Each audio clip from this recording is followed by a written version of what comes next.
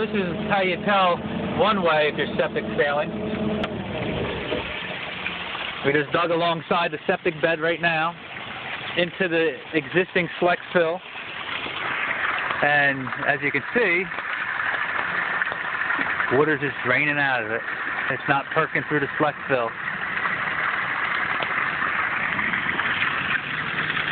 Here's the job supervisor right here.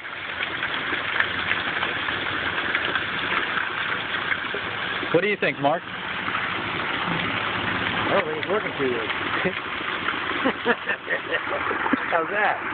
To put it in layman's terms, it ain't working too good. And that's what the Flex fill looks like, all sludged up. So that's when you can tell when your septic is failing.